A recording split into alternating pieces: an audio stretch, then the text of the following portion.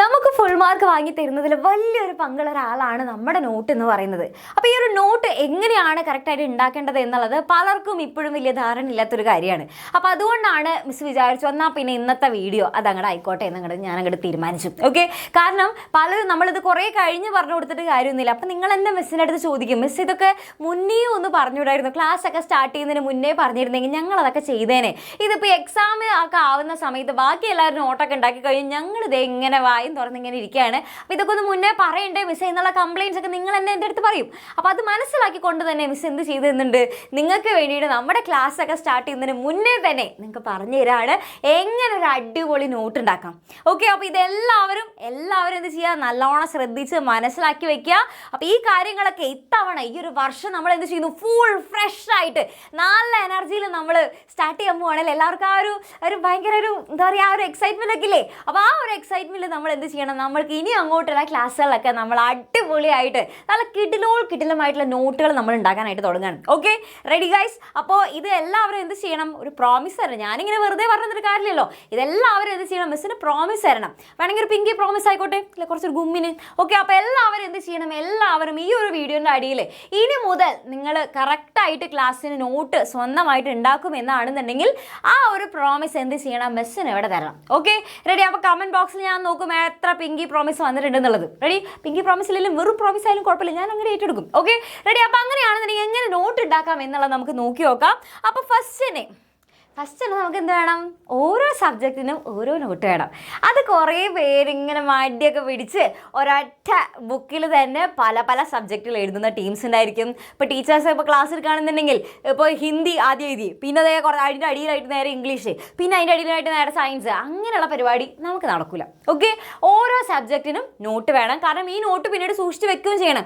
Not കഷ്ടപ്പെട്ട് ഉണ്ടാക്കിയിട്ട് last കളഞ്ഞു പോയി കഴിഞ്ഞാൽ പിന്നെ നമ്മൾ പറഞ്ഞിട്ട് കാര്യമൊന്നുമില്ല. അപ്പോൾ എൻ്റെ കുട്ടികൾ എന്ത് ചെയ്യണം, ഓരോ നോട്ടും ശ്രദ്ധിച്ച് സൂക്ഷിച്ച് വെക്കണം. Okay, ready? അപ്പോൾ എന്ത് ചെയ്യണം, നിങ്ങൾ നോട്ട് കറക്റ്റായിട്ട് ഓർഗനൈസ്ഡ് ആയിട്ട് ഓരോ സബ്ജക്റ്റിനും ഓരോ നോട്ടും റെഡി.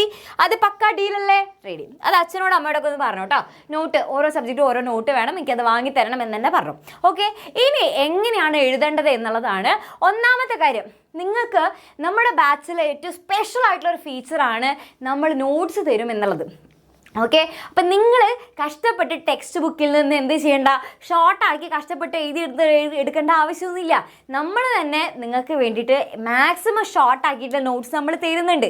അപ്പോൾ അത് തന്നെ ഏകദേശം നിങ്ങൾക്ക് യൂസ് ചെയ്യാനായിട്ട് പറ്റുന്ന ഒരു കാര്യമാണ്. നിങ്ങൾക്ക് സ്വന്തമായിട്ട് എഴുതാൻ സാധിച്ചില്ലെങ്കിൽ കൂടിയും നമ്മുടെ നോട്ട്സ് നിങ്ങൾക്ക് യൂസ് ചെയ്യാനായിട്ട് സാധിക്കും. ഇനി അതല്ല, നിങ്ങൾക്ക് നമ്മളെപ്പോഴും നമുക്കറിയാം നമ്മൾ സ്വന്തമായിട്ട് നോട്ട്സ് ഉണ്ടാക്കുകയാണെന്നുണ്ടെങ്കിൽ അത് കുറച്ചും കൂടെ നല്ലതാണ്. അപ്പോൾ എൻ്റെ കുട്ടികൾ എന്ത് ചെയ്യുക, നമ്മുടെ നോട്ട്സ് നമ്മുടെ ടീച്ചേഴ്സ് അയച്ചു തരുമല്ലോ.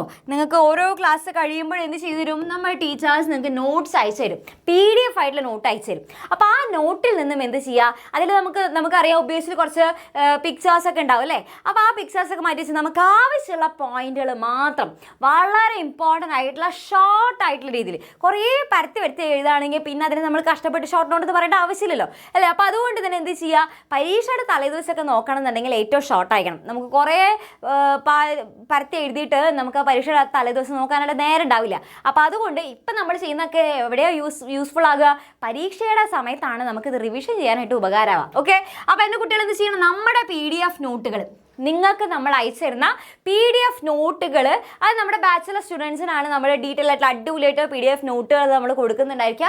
അതിലാവുമ്പോൾ എല്ലാം അത് ഇൻക്ലൂഡഡ് ആയിരിക്കും. യൂട്യൂബിൽ നോട്ട് ആകുമ്പോൾ ഉള്ള പ്രശ്നം എന്താണെന്ന് വെച്ച് കഴിഞ്ഞാൽ അതിൽ പല പോർഷൻസ് സ്കിപ്പായിരിക്കും. ഓക്കെ, കാരണം അത് യൂട്യൂബിൽ നമ്മൾ എപ്പോഴും പറയാറുണ്ട് ലിമിറ്റേഷൻസ് ഉണ്ട്. അപ്പോൾ അതുകൊണ്ട് യൂട്യൂബിലെ നോട്ട്സ് പറയുമ്പോൾ കുറച്ച് ഇച്ചിരി പോർഷൻസ് സ്കിപ്പായിട്ടുള്ള നോട്ടായിരിക്കും. പക്ഷേ ബാച്ചിലർ നോട്ടാകുമ്പോൾ നമ്മുടെ ടെക്സ്റ്റ് ബുക്കിലുള്ള എല്ലാ ഭാഗങ്ങളും അതിൽ ഇൻക്ലൂഡഡ് ആയിരിക്കും. ഓക്കെ, അപ്പോൾ ആ നോട്ട് ഉപയോഗിച്ച് നമുക്ക് എന്ത് ചെയ്യാൻ പറ്റും, നിങ്ങൾക്ക് അത് ഉപയോഗിച്ചിട്ട് അതിൽ നിന്നുള്ള അതൊന്നും കൂടി ജസ്റ്റ് ഒന്ന് ചെയ്യാൻ മതി. അതിനുള്ളിലുള്ള ആ പിക്ചേഴ്സൊക്കെ മാറ്റിയാൽ തന്നെ ഏറ്റവും ഷോർട്ട് ആയിട്ടുള്ള നോട്ടായി. ഇനി അത് കൂടാതെ തന്നെ വേണമെന്നുണ്ടെങ്കിൽ അതൊന്നും കൂടെ വേണമെങ്കിൽ ഷോർട്ടാക്കിയോ, ഇമ്പോർട്ടൻ്റ് ആയിട്ടുള്ള പോയിന്റ്സ് മാത്രം എഴുതിയാൽ മതി. ഓക്കെ, പിന്നെ അതേപോലെ തന്നെ ഇക്വേഷൻസ് ഒക്കെ എന്ത് ചെയ്യുക, ബോക്സിലാക്കുക അല്ലേ. ഇപ്പോൾ എന്താ പറയുക, ഫോർ എക്സാമ്പിൾ ഈസിക്കൽ MC² അങ്ങനെ ഇപ്പോൾ ഒരു ഇക്വേഷൻ ഉണ്ട് അല്ലേ? അപ്പോൾ ആ ഇക്വേഷൻ നമ്മൾ എന്ത് ചെയ്തു? സ്ക്വയർ ആക്കി വെക്കാം. ഓക്കെ, അപ്പോൾ ഏതെങ്കിലും നമുക്ക് എന്ത് ചെയ്ത് ഇക്വേഷൻ ഒക്കെ ഉണ്ടെന്നുണ്ടെങ്കിൽ നമ്മൾ എന്ത് ചെയ്യുക? ഇതേപോലെ സ്ക്വയറിലാക്കി വെക്കുക. പിന്നെ അതെന്തിനാണെന്ന് വെച്ചാൽ നമുക്ക് പെട്ടെന്ന് കാണാൻ വേണ്ടിയിട്ട്. അപ്പോൾ മാത്സിലൊക്കെ ആണെങ്കിൽ ഒരുപാട് ഇക്വേഷൻസ് ഉണ്ടാവും അല്ലേ?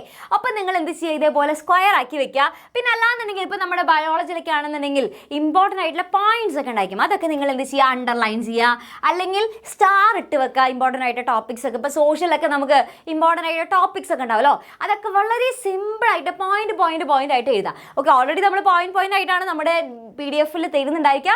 അതല്ലാതെ നിങ്ങൾ ഒന്നും കൂടി എന്ത് ചെയ്യുക? ഒന്നും കൂടി കുട്ടി പോയിന്റ്സ് ആക്കി എഴുതാം. പിന്നെ ഏറ്റവും ഷോർട്ട് ആക്കിയിട്ട് വേണം എഴുതാനായിട്ട്. വലിച്ച് വരെ എഴുതി കഴിഞ്ഞാൽ നമുക്ക് അതിനോട് കാര്യമില്ല. ഓക്കെ, പരീക്ഷ തലേദിവസം നോക്കാൻ പറ്റില്ല. അപ്പോൾ അതുകൊണ്ട് ഷോർട്ടായിട്ട് എഴുതാം. പിന്നെ അതേപോലെ തന്നെ നമുക്ക് വേണമെന്നുണ്ടെങ്കിൽ ഒരു കണ്ടന്റ് പേജും കൂടി ഉണ്ടെന്നുണ്ടെങ്കിൽ അടിപൊളിയായിരിക്കും. ഓക്കെ, അതായത് ഇപ്പോൾ നമ്മുടെ നോട്ട്, ഓക്കെ, ഇതിപ്പോൾ നമ്മുടെ ബയോളജിയുടെ നോട്ട്. ആ ബയോളജിയുടെ നോട്ടിൽ നമുക്ക് ഫസ്റ്റ് നമുക്കൊരു കോണ്ടന്റ് പേജ് ഉണ്ടാവില്ലേ മക്കളെ? അതായത് ഏത് നോട്ട് ബുക്ക് എടുത്തു കഴിഞ്ഞാലും അതിലിങ്ങനെ കോണ്ടന്റ്സ് എന്തൊക്കെയാണെന്നുള്ള രീതിക്ക് നമുക്ക് ഒരു കോണ്ടന്റ് പേജ് ഉണ്ടായിരിക്കും അല്ലേ? അപ്പോൾ ആ പേജിൽ എന്ത് ചെയ്യുക? അവരിങ്ങനെ നമുക്ക് എഴുതാനായിട്ട് ഇങ്ങനെ സ്ഥലമൊക്കെ തന്നിട്ടുണ്ടായിരിക്കും. അപ്പം നമ്മുടെ ടെക്സ്റ്റ് നമ്മുടെ ആ ഒരു നോട്ടിൽ എന്തൊക്കെയാണ് നമ്മുടെ ഉള്ളിൽ കൊടുത്തിട്ടുള്ളത്, അത് ഇപ്പോൾ ഏത് ചാപ്റ്ററൊക്കെ ആണെന്ന് ഇപ്പോൾ നമുക്ക് ഫസ്റ്റത്തെ ഇപ്പോൾ ഒരു ചാപ്റ്റർ ഏതെങ്കിലും ഇപ്പോൾ ഒരു ചാപ്റ്റർ, ആ ചാപ്റ്റർ ദേ മിസ്സോടെ എഴുതി അത് ഏത് പേജ് നമ്പറിലാണെന്നുള്ളത് മിസ് ഇവിടെ കൊടുത്തു. ഇത് ദേ 10ാമത്തെ പേജ് നമ്പറിൽ.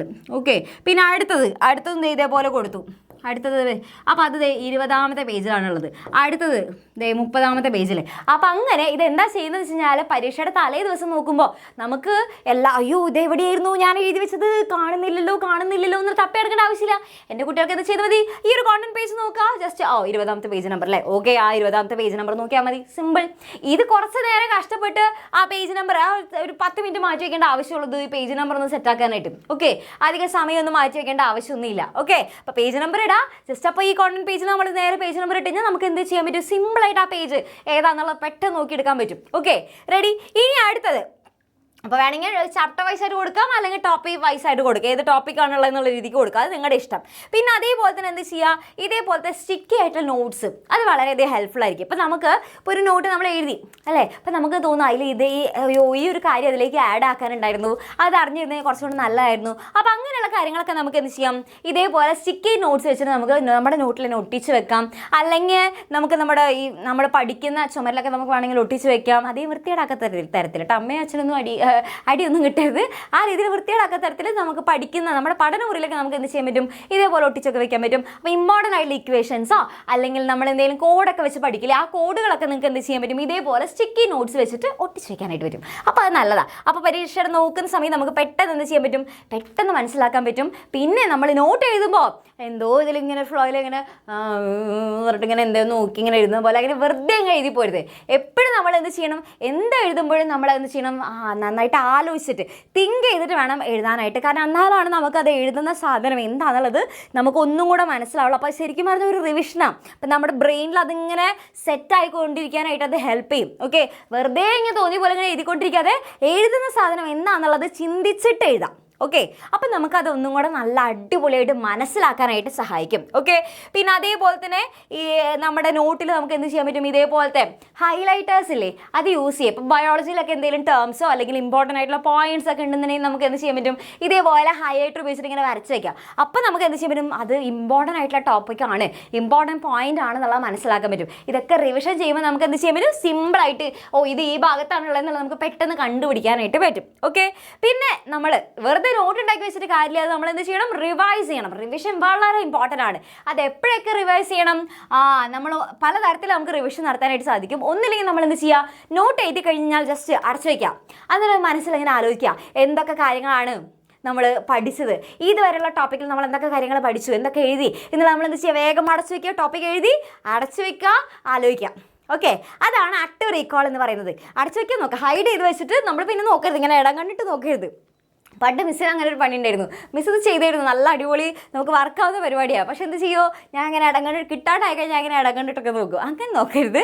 നമ്മളെന്ത് ചെയ്യുക? ഇങ്ങനെ അടച്ചു വെച്ചിട്ട് കറക്റ്റായിട്ടത് നോക്കുക. എങ്ങനെയാണത് നമുക്ക് കറക്റ്റായിട്ട് എങ്ങനെയാണ് നമുക്ക് ഓർത്തെടുക്കാനായിട്ട് പറ്റുന്നുണ്ടോ എന്നുള്ളത് നോക്കുക. പിന്നെ അതേപോലെ തന്നെ നമ്മൾ രണ്ടാമത്തെ കാര്യം എന്ന് പറയുന്നത് ഫുൾ റിവിഷനാണ്. ഓക്കെ. അപ്പോൾ രണ്ടാമത്തെ വട്ടം റിവിഷൻ ചെയ്യുമ്പോൾ നമ്മുടെ നോട്ടിലുള്ള എല്ലാ കാര്യങ്ങളും നമ്മൾ റിവൈസ് ചെയ്ത് പോവാം. ഓക്കെ, മാക്സിമം വീക്കെൻഡ്സിലൊക്കെ റിവൈസ് ചെയ്യാനായിട്ട് നോക്കുക. പിന്നെ അതേപോലെ തന്നെ പിന്നെ അടുത്താണെന്ത്, നമുക്ക് സമയമില്ല അല്ലേ, എക്സാമിന് ഇനി കുറച്ച് ദിവസം കൂടെ ബാക്കിയുള്ളൂ. അപ്പോൾ നമ്മൾ എന്ത് ചെയ്യുക, മീഡിയം റിവിഷൻ നടത്താം. ഫുള്ള് റിവിഷൻ നടത്താൻ നേരില്ല. അപ്പോൾ നമ്മൾ മീഡിയം റിവിഷൻ, അതായത് ഏതൊക്കെയാണ് അണ്ടർലൈൻ ചെയ്തതോ അല്ലെങ്കിൽ സ്റ്റാർ ഇട്ടിട്ടുള്ള ഇമ്പോർട്ടൻറ്റ് ടോപ്പിക്സ് ഒക്കെ പറഞ്ഞിട്ട് നമ്മൾ സ്റ്റാർ ഇട്ട് കൊടുത്തിട്ടില്ലേ, ആ ഭാഗങ്ങൾ മാത്രം നോക്കുക. പിന്നെ ക്വിക്ക് റിവിഷൻ, പരീക്ഷയുടെ തലേദിവസം തീർന്നില്ല, നമ്മൾ എക്സാമിന് പോകാൻ റെഡി എടുക്കുന്നു. അപ്പം നമ്മൾ എന്ത് ചെയ്യുക, വേഗം നേരം നമ്മൾ ഈ ബോക്സിലൊക്കെ ആക്കി വെച്ചിട്ടുള്ളതും അങ്ങനത്തെ ഫോർമുലാസും കാര്യങ്ങളൊക്കെ ഉണ്ടാവുമല്ലോ, അതൊക്കെ എന്ത് ചെയ്യുക, വേഗം നോക്കും. ഇപ്പോൾ ഫിസിക്സ് അല്ലെങ്കിൽ നമ്മുടെ ബേസിക് സയൻസിൽ അങ്ങനെ അല്ലെങ്കിൽ നമ്മുടെ മാത്സിലൊക്കെ നമുക്ക് ഫോർമുലാസ് ഉണ്ടായിരിക്കും, അല്ലെങ്കിൽ ഇക്വേഷൻസ്, ഇതൊക്കെ നമ്മൾ അറിഞ്ഞിരിക്കേണ്ട ഇമ്പോർട്ടൻ്റ് ആയിട്ടുള്ള ഇങ്ങനത്തെ സ്റ്റാർ ഇട്ട് വെച്ച കാര്യങ്ങളൊക്കെ ഉണ്ടാവും അല്ലേ, അതൊക്കെ എന്ത് ചെയ്യുക, വേഗം നോക്കാം. ഓക്കെ, അപ്പോൾ അതിനാണ് മിസ് ഇവിടെ സ്റ്റാർ ഇട്ട് വെക്കാനും ബോക്സിലാക്കി വെക്കാനും ഒക്കെ പറഞ്ഞിട്ടുള്ളത്. ഓക്കെ, അപ്പോൾ ഇത്രയും കാര്യങ്ങളാണ് നോട്ട് എഴുതുന്ന സമയത്ത് എൻ്റെ കുട്ടികളെ ശ്രദ്ധിക്കാനുള്ളത്. അപ്പോൾ നിങ്ങൾക്ക് ഇപ്പോൾ മനസ്സിലായിട്ടുണ്ടാവും എന്ന് വിചാരിക്കുന്നത് എങ്ങനെയാണ് ഒരു അടിപൊളിയായിട്ടുള്ള നോട്ട് എഴുതേണ്ടത് എന്നുള്ളത്. അപ്പോൾ ഇന്ന് മുതൽ നമ്മൾ എന്ത് ചെയ്യുന്നു, ഫുൾ എനർജിയിൽ അടിപൊളിയായിട്ട് ഓരോ ക്ലാസ്സിന് നമ്മൾ എന്ത് ചെയ്യുന്നു, ഫുൾ കിടുക്കാച്ച് നോട്ട് നമ്മൾ ഉണ്ടാക്കാനായിട്ട് പോവാണ്. റെഡി ആണെന്നുണ്ടെങ്കിൽ എല്ലാവരും എന്ത് ചെയ്യണം, കമൻറ്റ് ബോക്സിൽ കമൻറ്റ് ചെയ്യണം അല്ലേ, മിസ്സിന് പ്രോമിസ് തരണം തുടങ്ങും അല്ലേ, ഇന്ന് മുതൽ അടിപൊളിയായിട്ട് തുടങ്ങും എന്നാണെന്നുണ്ടെങ്കിൽ ഇനി അങ്ങോട്ടുള്ള എല്ലാ ക്ലാസ്സിലും ഇത് ഫോളോ ചെയ്യുക. ഫോളോ ചെയ്ത് കഴിഞ്ഞാൽ ഇപ്പോഴല്ല അതിന് ഗുണം മനസ്സിലാവുക, പരീക്ഷ അടുക്കുന്ന സമയത്താണ് നമുക്കതിന് ഗുണം മനസ്സിലാവാം. Okay, ready? അപ്പോൾ ഫുൾ സെറ്റ് ആയിക്കണം എൻ്റെ കുട്ടികൾ. നിങ്ങൾക്കുള്ള നോട്ട്സ് നമ്മൾ പ്രൊവൈഡ് ചെയ്യും. അപ്പോൾ അതിൽ ഒരു വിഷയമില്ല, നിങ്ങൾക്ക് എന്താണ് വേണ്ടത്, നിങ്ങൾക്ക് എന്തൊക്കെ കാര്യങ്ങളാണ് വേണ്ടത്, നിങ്ങൾക്ക് PDF ആയിട്ടുള്ള നോട്ട് വേണോ, അത് നമ്മൾ പ്രൊവൈഡ് ചെയ്യും. പിന്നെ അതേപോലെ തന്നെ ലൈവ് ക്ലാസ്സുകൾ നമ്മൾ പ്രൊവൈഡ് ചെയ്യും അല്ലേ. ഇനി നിങ്ങൾക്ക് ഏത് ക്ലാസ് ആണോ വേണ്ടത്, നിങ്ങൾക്ക് ഡൗട്ടൊക്കെ നമ്മൾ ടീച്ചേഴ്സിനോട് ഡയറക്റ്റായിട്ട് തന്നെ ചോദിക്കാൻ പറ്റും. എല്ലാ ഡൗട്ടും ചോദിച്ച് അപ്പം തന്നെ നമുക്ക് മനസ്സിലാക്കി പോകാനായിട്ട് സാധിക്കും. ഇനി അത് കൂടാതെ തന്നെ നിങ്ങൾക്ക് ഇതുണ്ടായിരിക്കും ചാപ്റ്റർ വൈസ് ആയിട്ടുള്ള എക്സാംസ് നമ്മൾ നടത്തുന്നതായിരിക്കും. അതേപോലെ തന്നെ ഓരോ ചാപ്റ്റർ കഴിയുമ്പോഴും നമുക്ക് എന്ത് വേണം, ഓരോ ചാപ്റ്ററിൽ നിന്ന് ക്വസ്റ്റ്യൻസ് അറിയണം അല്ലേ. അപ്പോൾ ചാപ്റ്റർ വൈസ് ആയിട്ടുള്ള വർക്ക് ഷീറ്റുകൾ നമ്മൾ പ്രൊവൈഡ് ചെയ്യുന്നതായിരിക്കും. പിന്നെ അതുകൂടാതെ ഓണം എക്സാം, അതേപോലെ ക്രിസ്മസ്, പബ്ലിക് എക്സാം, ഇതിനൊക്കെ നമുക്ക് എങ്ങനെ ക്വസ്റ്റ്യൻസ് വരുന്നത് അറിയണേന് നമുക്ക് എന്ത് വേണം, മോഡൽ എക്സാംസ് വേണം അല്ലേ. ഈ മോഡൽ എക്സാംസ് നമ്മൾ പ്രൊവൈഡ് ചെയ്യുന്നതായിരിക്കും. ഓക്കെ, അപ്പോൾ അങ്ങനെ നിങ്ങൾക്ക് ഏറ്റവും വളരെ യൂസ്ഫുൾ ആയിട്ടുള്ള എല്ലാ കാര്യങ്ങളും നമ്മൾ പ്രൊവൈഡ് ചെയ്യുന്നതായിരിക്കും. അപ്പോൾ അതിൽ നിങ്ങൾക്ക് ജോയിൻ ചെയ്യണം അല്ലെങ്കിൽ നമ്മുടെ ഈ ഒരു ഫാമിലിയുടെ ഭാഗമായിട്ട് മാറണമെന്ന് ആഗ്രഹിക്കുന്നുണ്ടെങ്കിൽ നിങ്ങൾക്കുള്ള കോൺടാക്ട് ചെയ്യാനുള്ള നമ്പർ ഇവിടെ താഴെ ഇങ്ങനെ കൊടുത്തിട്ടുണ്ട്. അപ്പോൾ ഈ ഒരു നമ്പറിൽ കോൺടാക്ട് ചെയ്താൽ മതി. 75909021 എന്ന് പറയുന്ന നമ്പറിലോ 22 എന്ന് പറയുന്ന നമ്പറിലോ കോൺടാക്ട് ചെയ്താൽ മതി. അപ്പോൾ അടിപൊളിയായിട്ട് പഠിക്കാൻ മക്കളെ. അപ്പോൾ ഇതൊരു ഫ്രഷ് സ്റ്റാർട്ടാണ്. അപ്പോൾ എല്ലാവർക്കും ഓൾ ദ വെരി ബെസ്റ്റ്.